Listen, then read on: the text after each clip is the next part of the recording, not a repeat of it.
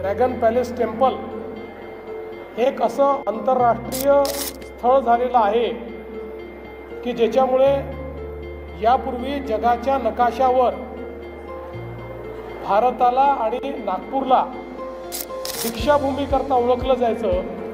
आता दीक्षाभूमीसोबतच dragon palace टेम्पलचं नाव देखील जोडण्यात आलेलं आहे आणि आंतरराष्ट्रीय मैत्रीतून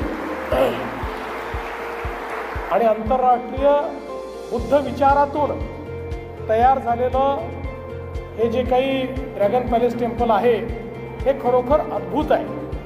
आणि आज आपण पाहतो जपानमधनं, चीनमधनं, साऊथ ईस्ट एशियातनं देखील मोठ्या प्रमाणात लोक या ठिकाणी येतात आणि बुद्धवंदना करतात।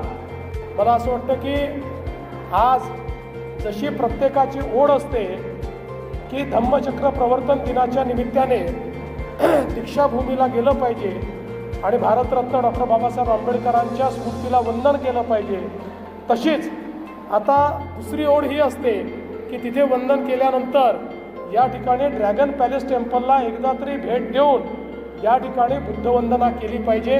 अशा प्रकारची एक अतिशय अनुपम अशी भेट ताईंनी आपल्या नागपूरला दिलेली आहे।